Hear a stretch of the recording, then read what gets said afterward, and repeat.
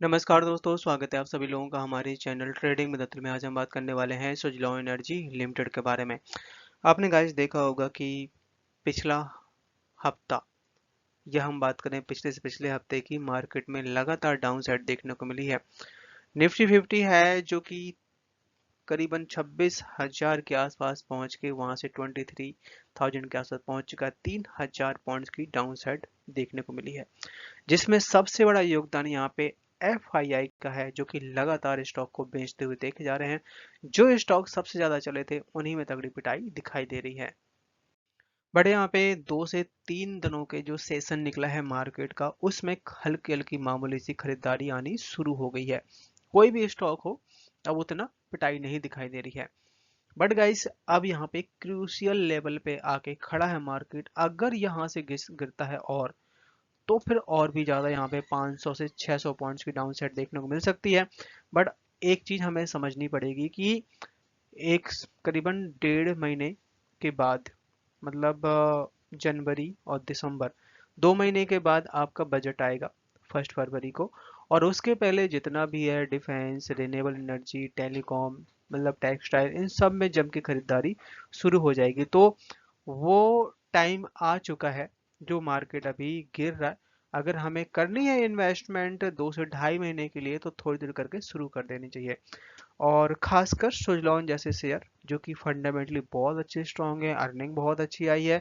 यहाँ तक कि कंपनी के जो प्रमोटर हैं इस समय बहुत ज़्यादा सीरियस होकर काम कर रहे हैं। कंपनी लोन फ्री हो चुकी है। इसके साथ साथ एनटीपीसी का आईपीओ मंडे से खुल रहा है। और काफ़ी बड़ी कंपनी का आईपीओ आ रहा है, तो एक बहुत बड़ा कॉम्पिटिटर भी आ रहा है सुजलॉन के लिए। तो चलिए गाइस, शुरू करते हैं हम अपना वीडियो। साथ ही अगर आप लोग हमारे वीडियो के माध्यम से थोड़ी सी भी हेल्प हो रही हो तो प्लीज़ आप हमारे चैनल को सब्सक्राइब जरूर करें। थर्सडे का मार्केट ठीक ठाक था, मतलब बहुत बड़ी पिटाई होने के बाद मामूली सी खरीदारी देखने को मिली है। और निफ्टी 50 में आप देख सकते हैं करीबन 27 पॉइंट्स की डाउन साइड। बैंक निफ्टी में 91 पॉइंट्स की तेजी बनी है। आईटी में 21 पॉइंट्स की। और यहाँ पे सबसे ज़्यादा जो गिरावट देखने को मिली थी स्मॉल कैप में, और उसी तरीके से यहाँ पे तेजी भी बनी है, खासकर 430 पॉइंट्स की यहाँ पे तेजी दिखाई दी स्मॉल कैप इंडेक्स में। थर्सडे का मार्केट बहुत बढ़िया था, और आप देख सकते हैं करीबन 7 करोड़ का वॉल्यूम भी दिखाई दिया है, और 5% तक का लगा है अपर सर्किट। इस समय अगर आप सोच सकते हैं कि चाहे कोई छोटी कंपनी हो चाहे कोई बड़ी कंपनी हो, गवर्नमेंट ऑफ इंडिया का करीबन 500 गीगावाट रिन्यूएबल एनर्जी का प्लान है, खासकर 2030 तक। 2024 में हम खड़े हैं, मतलब बिल्कुल एंडिंग पे आ चुके हैं। बचते हैं 5-6 साल। अब इन 5-6 सालों के अंदर बहुत तगड़ी इंफ्रास्ट्रक्चर पे, बहुत तगड़ा, यहाँ पे चाहे सोलर ले लीजिए चाहे हाइड्रो ले लीजिए, हर जगह यहाँ पे बूम आएगा। उड़ीसा में एक मीटिंग के थ्रू प्रहलाद जोशी, जो कि उड़ीसा के यूनियन मिनिस्टर रिन्यूएबल एनर्जी के हैं, उनकी तरफ से यहाँ पे बड़ी खुशखबरी देते हुए देखी जा रही है कि आपने देखा होगा कि कुछ स्टेट ऐसे हैं जहाँ पे ज़्यादा ग्रोथ नहीं है, और वहाँ पे खासकर रिन्यूएबल एनर्जी के प्रोजेक्ट अच्छे से लगाए जा सकते हैं। तो कुछ ऐसे ही प्लानिंग होती हुई दिखाई दे रही है। जिस तरीके से 500 गीगावाट का टारगेट है खासकर 2030 तक, आप देख सकते हैं कि करीबन 288 गीगावाट रिन्यूएबल एनर्जी कैपेसिटी हमें रिक्वायर्ड होगा नेक्स्ट 6 ईयर में। और जिसमें 42 लाख करोड़ की इन्वेस्टमेंट इंफ्रास्ट्रक्चर तैयार करने की जरूरत पड़ने वाली है। तो उससे आप अंदाजा लगा सकते हैं कि आने वाला टाइम खासकर रिन्यूएबल एनर्जी का कैसा रहने वाला है। अब मंडे से ओपन हो जाएगा एनटीपीसी का आईपीओ। और इस एनटीपीसी के आईपीओ है जो कि 102 से लेके 108 पर शेयर के हिसाब से यहाँ पे स्टार्ट होगा, जो भी यहाँ पे आप बिड लगाएंगे। और लगभग लगभग यहाँ पे 10,000 करोड़ का यहाँ पे टोटल आईपीओ के जरिए शेयर जारी किए जाएंगे। तो आप सोच सकते हैं कि काफ़ी बड़ी कंपनी जो कि गवर्नमेंट की है और अब मार्केट में उतरने जा रही है। तो एक तरीके से काफ़ी बड़े बड़े लोगों को कॉम्पिटिटर की तरह भी यहाँ पे थोड़ा सा माइनस में हम मान सकते हैं कि उनको धक्का लगने वाला है।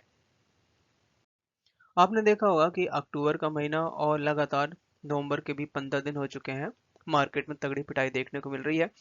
यहाँ पे कुछ ऐसी खबरें निकल के आ रही हैं कि Suzlon, Yes Bank, RBNL, Paytm and Vodafone Idea, इन सब में यहाँ पे म्यूचुअल फंड है जो कि अपनी इन्वेस्टमेंट इंक्रीज कर रहा है।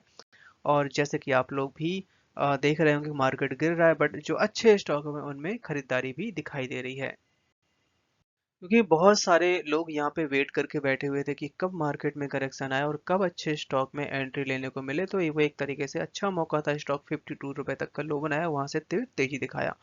और ये तेजी का कारण ही है कि भाई रिन्यूएबल एनर्जी में काफी ज्यादा स्ट्रेंथ दिखाई दे रही है। और स्टॉक है जो कि इस समय करीबन 3 करोड़ शेयर ऐसे हैं जो कि ऑलरेडी यहाँ पे ट्रेड कर रहे हैं, जो कि 20 डे का अगर एवरेज देखा जाए तो 1 करोड़ का जो पॉइंट है, 1 करोड़ शेयर का जो पॉइंट है उससे भी ऊपर ट्रेड कर रहे हैं। और इस समय स्टॉक ओवरसोल्ड जोन में चल रहा है, जो कि RSI की अगर हम बात करें तो जो 30 इंडिकेट्स होते हैं उन सब में ओवरसोल्ड है और ट्रेजेक्टरी में बना हुआ है। जैसे कि इसका RSI जो था 86 के आसपास था, और स्टॉक है जो कि ओवरसोल्ड जोन में बना हुआ है।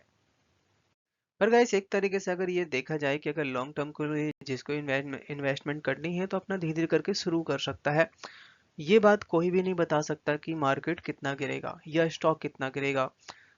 अच्छा, अगर आप पार्टिसिपेट करना चाहते हैं गिरावट में, तो अगर आप 50,000 या 20,000 इन्वेस्टमेंट करना चाहते हैं तो अपना 5-5 हज़ार करके 10-10 हज़ार करके इन्वेस्टमेंट शुरू कर सकते हैं हर एक गिरावट पे। और स्टॉक है जो कि फंडामेंटली काफ़ी ज़्यादा स्ट्रांग है। जब से यहाँ पे एनटीपीसी ग्रीन एनर्जी की तरफ से मतलब 1166 करोड़ का ऑर्डर मिला है, तो ऑर्डर बुक इनके पास बहुत ही अच्छी है इस समय।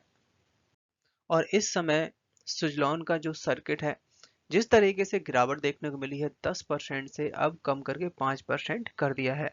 तो 5% की तो आपने जैसे तेजी देखी है, ये इसलिए की जाती है जिससे इन्वेस्टर को ज़्यादा लॉस वगैरह ना हो। तो इसका अगर हम बात करें अर्निंग्स के बारे में, तो अर्निंग तो बहुत अच्छी रही है, फंडामेंटली स्ट्रांग है स्टॉक, और तो घबराने वाली बिल्कुल बात नहीं है। और ये केवल इसलिए है कि हर जगह बिकवाली देखने को मिल रही है, तो कोई भी स्टॉक नहीं बचा है, कोई कितना भी अच्छा स्टॉक हो सब में पिटाई देखने को मिल रही है। पर जिस तरीके से मार्केट में बिकवाली है, अच्छे से अच्छा स्टॉक, पूरे से पूरा स्टॉक सब टूट रहा है, तो यहाँ पे 60 रुपए का लेवल दिया गया था स्टॉक में लगाने का और एक बाइंग अपॉर्चुनिटी ढूंढने का। तो स्टॉक जिस तरीके से 50-52 रुपए के आसपास है, यहाँ से हमें जरूर खरीदारी करनी चाहिए। बहुत सारी रेटिंग एजेंसियां हैं जो कि 75 से 80 रुपए तक के टारगेट भी दे रही हैं। HDFC securities, ICICI direct, Motilal Oswal, सबकी तरफ से यहाँ पे बाइंग की रेटिंग है। आज के दिन स्टॉक ने हाई बनाया 56.73 का, लो बनाया 53.65 का, क्लोजिंग दी 56.73 पे 5% तक की तेजी बनती हुई देखी गई। चार्ट पर नजर डाली जाए तो यहाँ पे आप देख सकते हैं कि स्टॉक है जो कि 81-82 रुपए तक का भी हाई बनाया, और वहां से स्टॉक 55 रुपए के आसपास, 52 रुपए के आसपास यहीं से घूमा है। और यहाँ पे जैसे कि हमने बात भी करी थी कि सबसे बड़ा सपोर्ट यहीं पे है। और अगर ये जो अपना 55 या 52 रुपए का स्टॉक तोड़ता है तो स्टॉक फिर आपका 45-46 रुपए तक भी आ सकता है। इसके साथ साथ यहाँ पे FII की होल्डिंग निकल के आई है कि कितना यहाँ पे बाइंग किया कितना नहीं। आप देख सकते हैं 1 साल पहले 10% तक का स्टेक था, जो कि इस समय बढ़ा के 25% कर दिया है। DIs की तरफ से लगभग लगभग सेम होल्डिंग बनी हुई है। आप देख सकते हैं कि करीबन 10% तक का स्टेक था 1 साल पहले, जो कि अब इस समय 9% है। बट यहाँ पे अब जो पब्लिक का स्टेक है जो कि धीरे धीरे करके कम हो रहा है, बहुत सारे लोग हैं जो कि प्रॉफिट बुक कर चुके हैं। आप देख सकते हैं 1 साल पहले यहाँ पे 66% तक का स्टेक था, जो कि यहाँ पे 54% स्टेक रह जाता है। बट मेरा मानना यह है कि लंबी रेस की तरह यहाँ पे इसको देखना चाहिए, लंबे टाइम में अच्छा खासा और भी अच्छा रिटर्न दिखाएगा।